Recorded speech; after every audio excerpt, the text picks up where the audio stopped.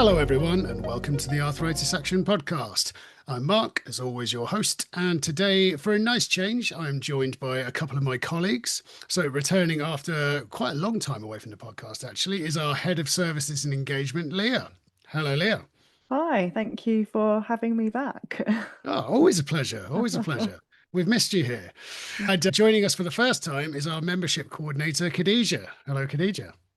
Hello, happy to be here for the first time. Yeah, it's going to be good. I'm looking forward to this. Yeah, me too. Cool. So we haven't done one of these for a while with just the Arthritis Action staff. So I thought it would give us a chance to share a lot of the information and experiences that we get from our members and just like from our roles in the charity day to day. So today we're going to be talking about something that will certainly be relevant for, well, anyone who has arthritis at some stage in their life, and that's adapting to life with arthritis. As we've done before, I'll kind of direct traffic a little bit with this one, and so I've split it into categories so you two can just, jump in and share everything that you've learned about all these various topics that I've selected for today. So let's start at the beginning. So I figured a good point would be diagnosis. What are some of the things you guys have gathered from your experiences of people with arthritis? I find that there is a lot of anxiety, and I think they think it's the worst thing because obviously there's no cure. And I'm just thinking about my members on the pathway. A lot of them have previously, they're quite sporty, so they were into running or swimming or cycling. And I think they think that it's just the end of all of that and it's just going to be sort of almost rock bottom, when obviously that's not the case. I don't know if it's because there's just not enough information on it, but I think that's their initial thoughts. That's what I find anyway. I think a lot of people don't know loads about arthritis and don't know that there is light at the end of the tunnel, so to speak, because they think, oh no, that's that terrible, debilitating thing, and everything I love doing, I now can't do anymore. Yeah. Then when you get it, you start to look more into it. Oh, there are things that I can do, and perhaps my life isn't over as I know it. Yeah. That's such a good point because when I speak to people as well, particularly if they've had family members previously that have had arthritis and that may have been like 50, 60 years ago, and then that's quite scary as well. But obviously, kind of advancements in management and medication have come on a long time since then. I think that can help to ease the anxiety. But I think sometimes when they hear the word arthritis, they associate it with how their family members used to be and how badly it affected them and they weren't able to move and things like that. But obviously treatments have progressed too. And I just think it's really important that they don't have to, I think as well, it leads people to not want to get a diagnosis because I think they're quite scared to hear the words arthritis because they don't really know what it means. But actually, I think getting that diagnosis in the first place can be very beneficial. Yeah. I mean, it's completely understandable that like you don't want to accept that's the thing that's happened. Mm. Because once you've accepted and you've been told and you've been diagnosed, then it's real. And oh, so no, yeah, actually, living in denial is obviously something we all tend to do, where we just don't want that problem to exist. So I'm just going to keep ignoring that problem. Yeah. Yeah. You do have to accept it, unfortunately. I always find as well with, I guess, younger adults, when they're first diagnosed as well, they're just, the first thing they'll say or think is, oh, this is an ailment for the elderly. Like, why do I kind of have it? But I don't think, again, it's not sort of known that it's actually it can be quite common for younger people as well. And then again, that anxiety is like sort of shot up, thinking of this is the end, like I'm already experiencing something like this. But again, it can obviously be self-managed, as we know. Yeah, in a weird way, we're kind of the worst people to be doing this, I suppose, because we're aware of all the Yeah. things you can be doing. Yeah, true. Yeah, I kind of just think it's not, it just like you said, it doesn't mean your life is over. It's just kind of Mm, learning to live kind of in a new way, isn't it? And what your body can do now rather than having that comparison of, oh, I could do this a year ago, 6 months ago, a few weeks ago, but it's kind of constantly having to adapt with your symptoms and how you're feeling. yeah, I was actually talking to someone this morning, and she was in such a good place at the moment, and she was just saying how a few months ago she didn't think that she'd be able to even go on a walk again, like a long walk, and now she can.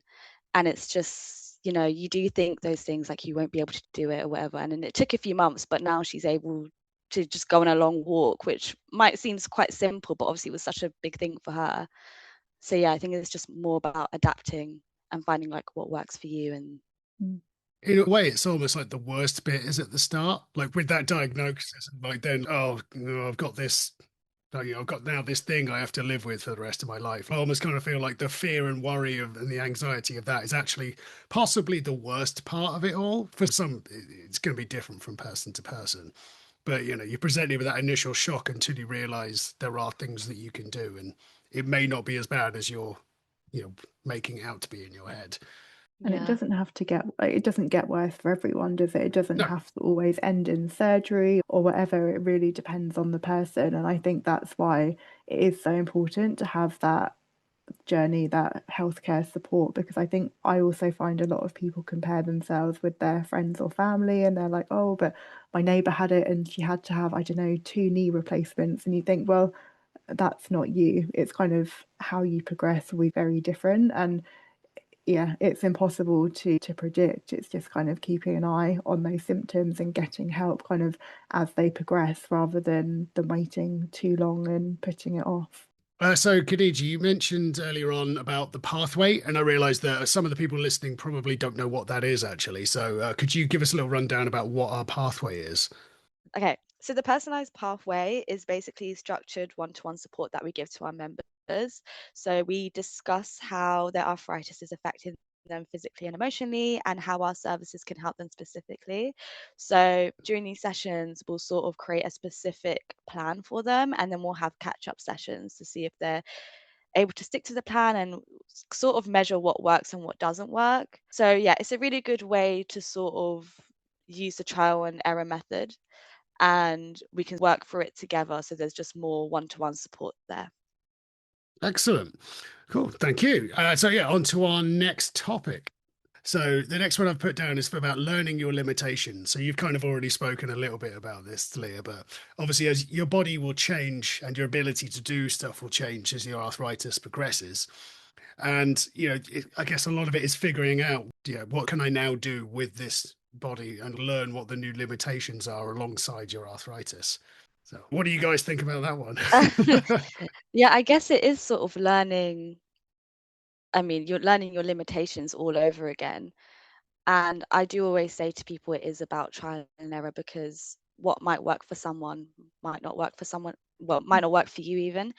Literally, just as Leah said, like, I think a lot of people compare and they don't realize that arthritis affects everyone differently, and there are different ways to self-manage. Exercise, diet, everything. I think it's just good to sort of keep track of all of those things and see what would work for you. And it's kind of just like experimenting as well Mm. with everything, with all the sort of techniques and things that you read online. And yeah, again, just seeing what works for you, I think.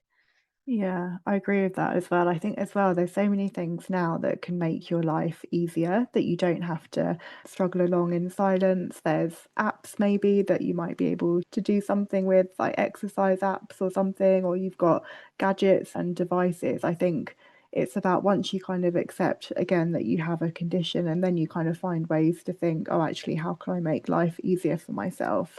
That's when things can kind of get a little bit easier. And maybe if you need something to help you walk, but some people as well find that difficult to actually get started with that. And kind of there's a lot of struggling in the first instance. But I do think it's about having anything really to stop you from being in difficulty. It's a really hard thing to explain, but I think it's about accepting help, whether that's from other people or from devices and gadgets that will make it easier for you.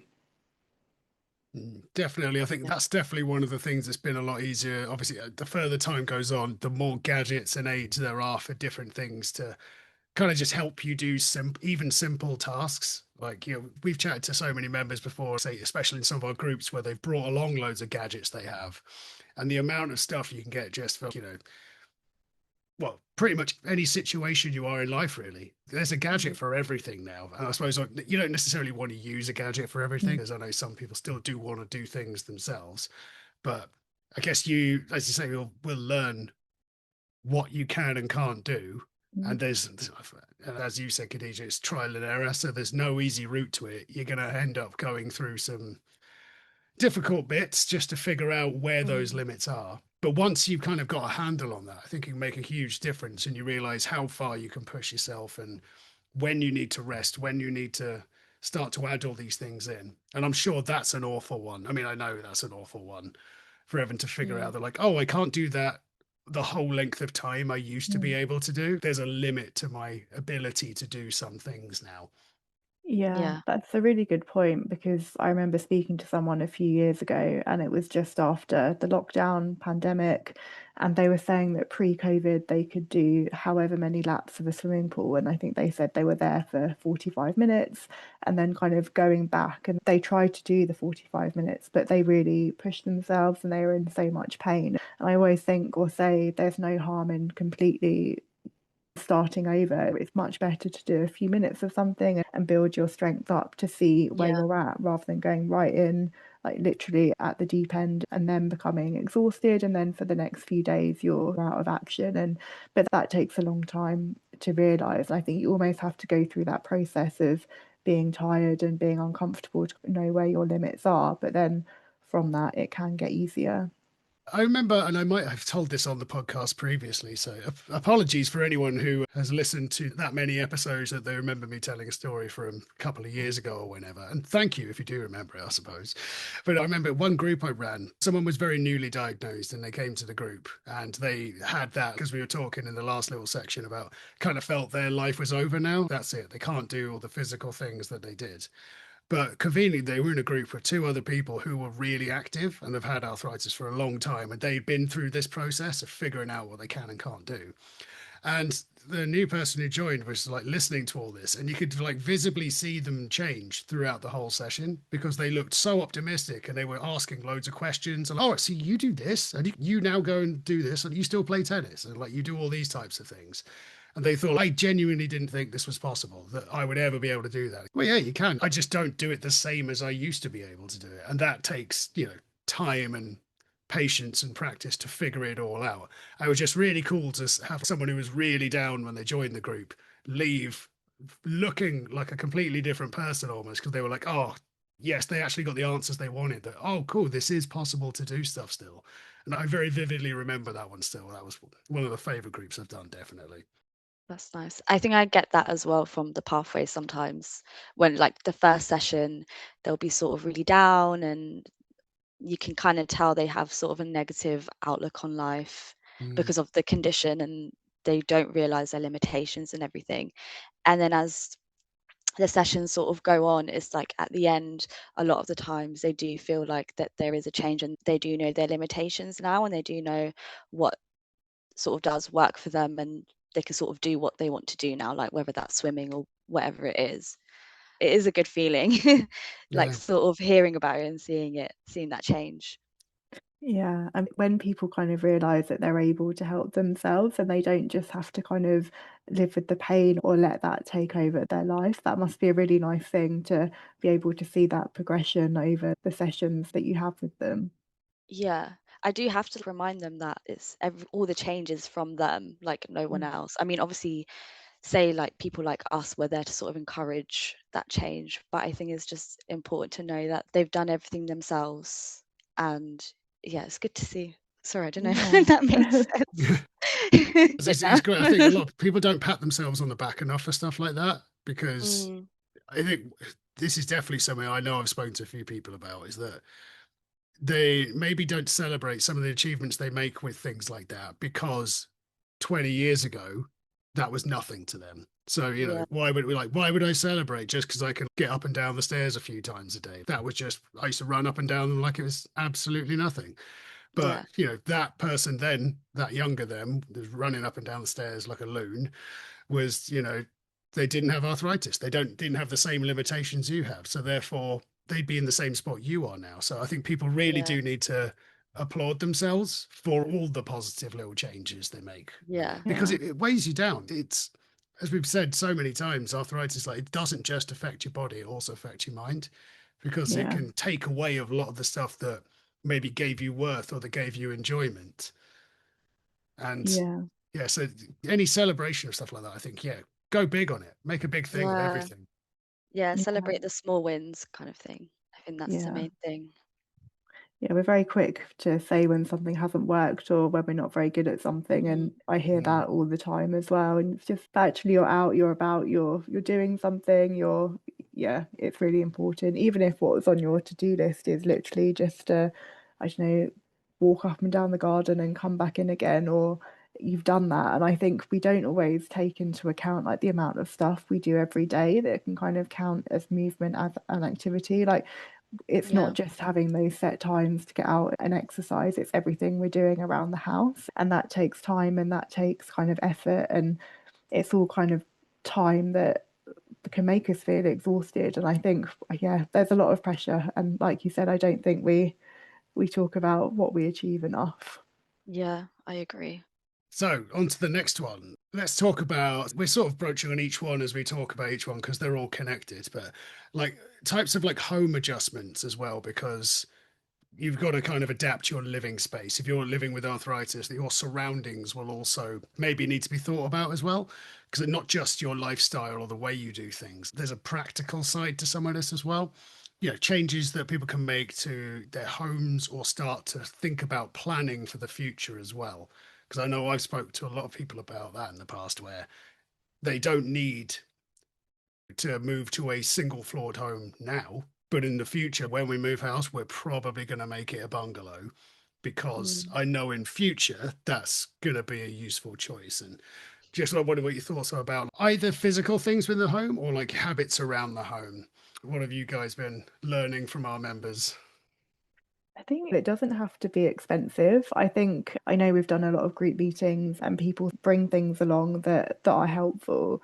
And I think as well, just making small adaptations to begin with and like things you already have around the house that might be beneficial.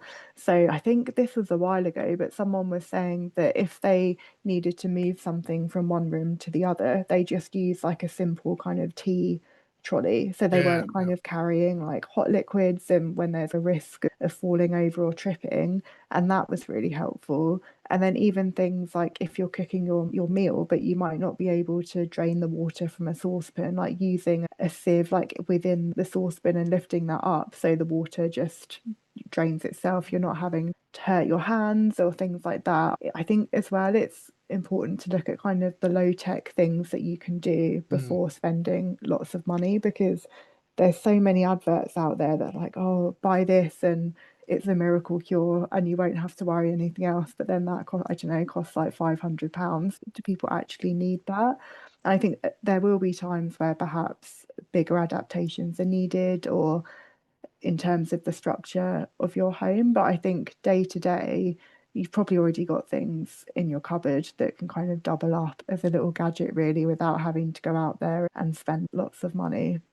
mm. A little bit Yeah. of creativity goes a long Mm. way. I think that kind of applies to ways to self-manage as well, because I know this kind of drifts from the topic a little bit, but I think sometimes people think they need to spend a lot of money for self-managing techniques like hydrotherapy and Mm, swimming classes. And I actually learned from one of our trustees a technique, like a at-home hydrotherapy technique for, say, if you have arthritis in your hands, and he was saying like it's good to just use a sink full of warm water. And I tell my, again, the members of the pathway, the ones that do have arthritis in their hands, this, and they don't even realize that, oh, like I thought I had to book like a whole hydrotherapy class. I didn't mm, even think that I could just use the sink at home or something like that, or the bath or something. And then they always say that it works really well as well because it's something that they can do just after washing up, or there's a lot of things at home that we can use and mm. utilize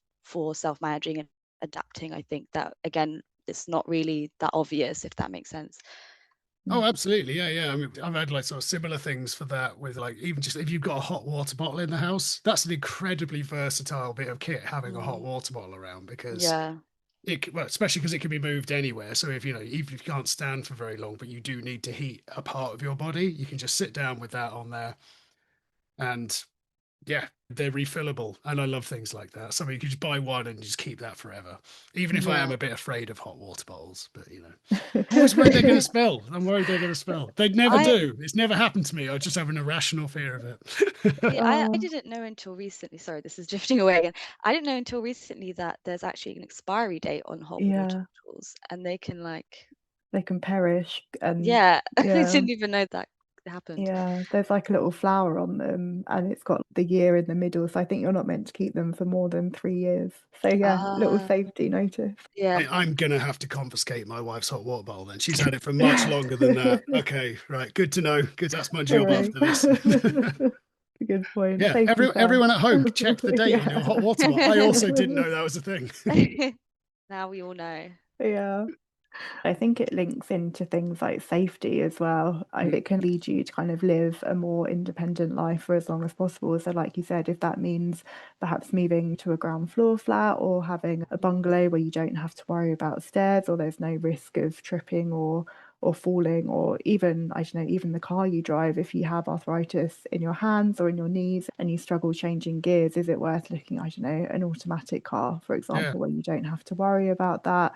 And I think it's about looking at your situation. Again, is there anyone that you can kind of, again, it is expensive, but there might be kind of local schemes or charities that can kind of help install grab rails or stair lifts or anything like that, or even getting somebody in to help if you struggle with kind of cleaning or gardening, or that they might be able to help with. There's lots of like local handy person schemes that are run by charities. So Mm. again, that might be something to look into. I think it's always good to remember that you can self-manage your condition, but you can't, most of the time you can't do it alone. It's about kind of inviting other people in to help you. Yeah, I think time banks are another one like that, aren't they? Where Mm. like you donate your time in some way, and then basically someone else will donate their time to you to do the things you can't do.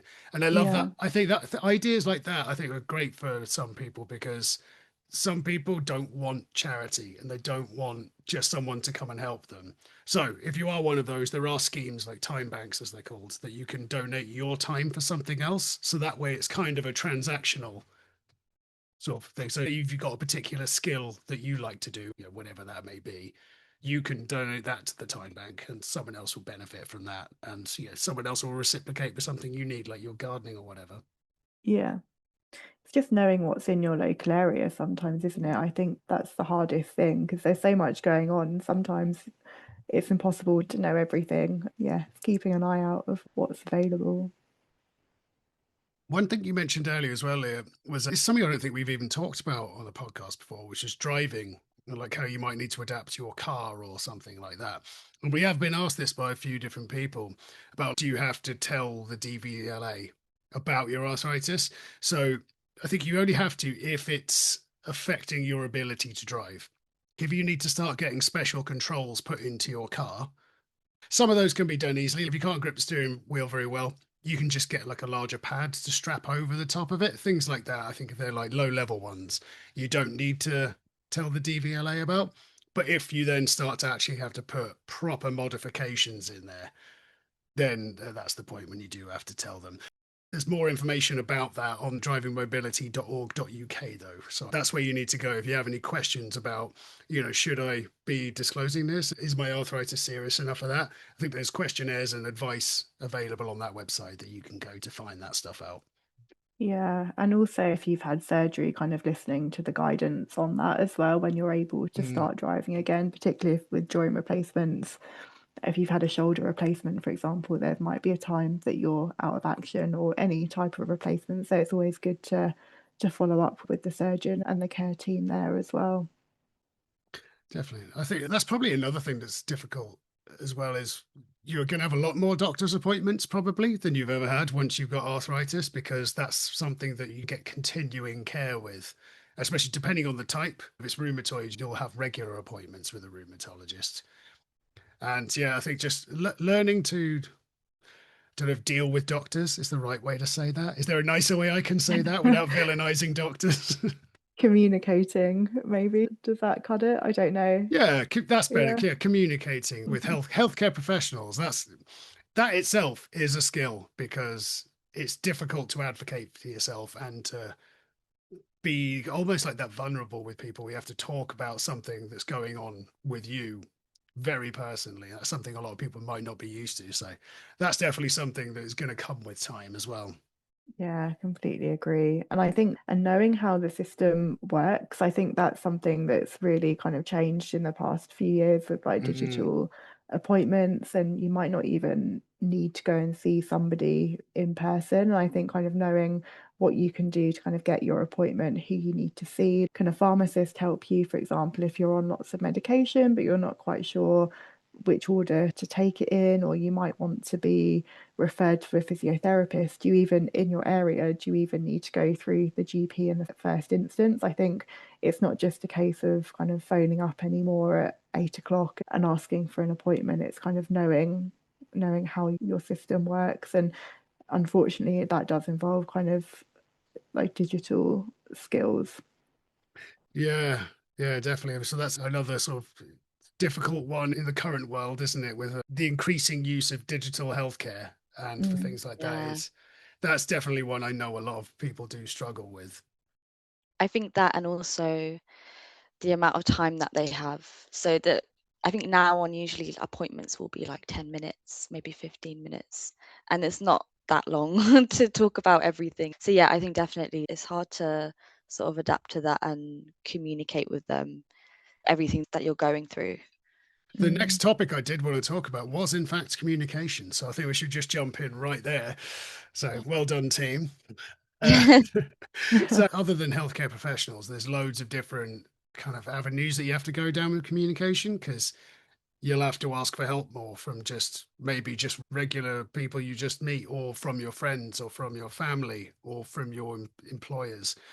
And that's probably something that, is going to be a big change for some people. So many people are so independent, they've not had to ask for help before. But Yeah. now with arthritis, that might be something you might have to start doing. And I think as well, like putting boundaries in place for when you ask for help, because I think friends and family are very well meaning and want to help. But sometimes I think if you're receiving that help, it can feel quite overbearing. So it might kind of like constantly be asking if you're okay or whatever.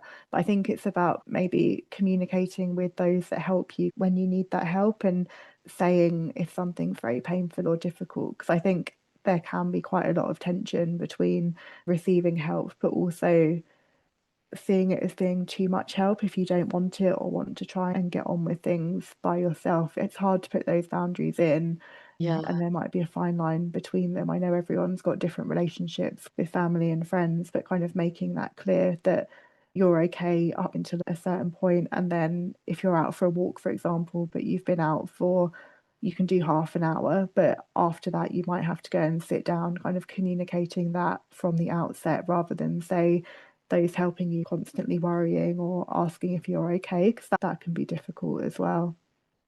You've got to explain your limitations sometimes as well. Because people without arthritis, not all of them, of course, sorry if I'm not trying to paint everyone with the same brush, but if you don't have arthritis and you don't have any experience of someone with it, it can be a bit like almost, oh, why can't you do that? Oh, well, you could do this before. Why can't you do that now? It's kind of a lack of understanding of how much Yeah. things can change.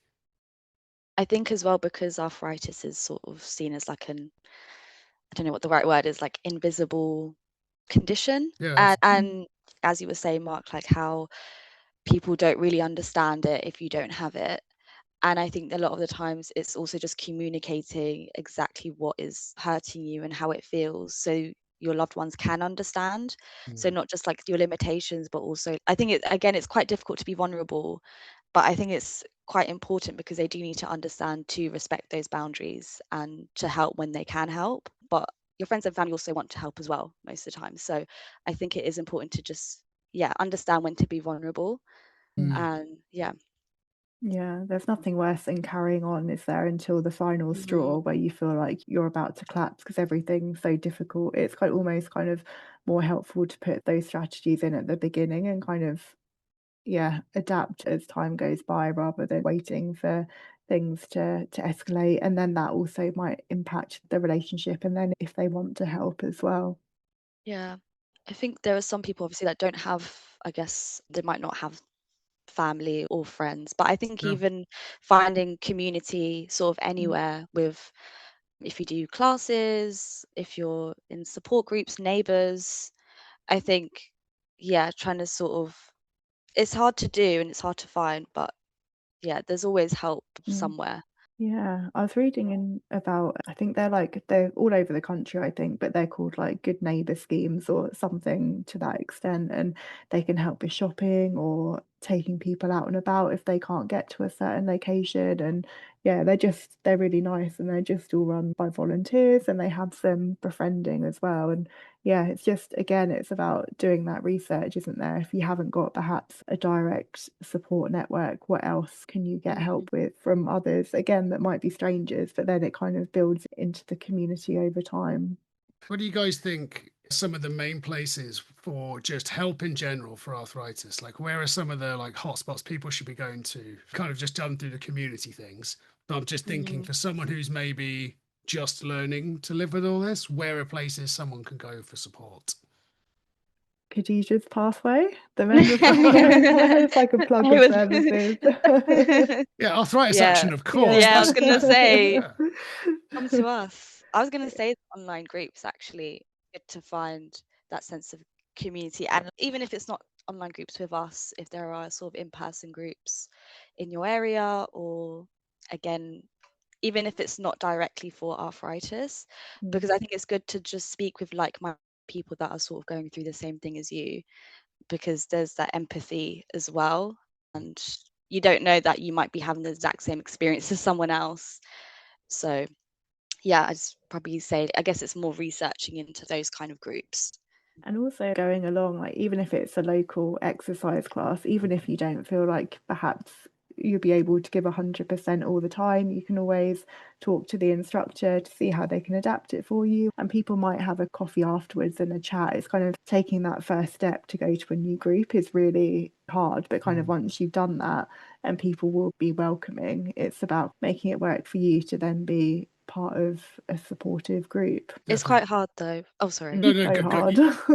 No, I guess it's quite hard, and it could be quite daunting for people to just, it's like putting Mm, yourself out there again, sort of like being back at school and making yeah. friends. It can be quite daunting as an adult, but I think it's really important for sure. And it's good to, even if it's, as you said, like an exercise class or some sort of hobby that you're interested in, again, it's sort of doing something that you enjoy as well. I should probably tell you a little bit more about what our groups are, actually, because I realize some of you might not know what that is either. So, our groups they're all held online. So we use Zoom to run those. And it's basically where we hold a few of them a month at different times. Some of them are social, some of them are more centered around arthritis. But it's just a chance for people to talk to other people living with arthritis.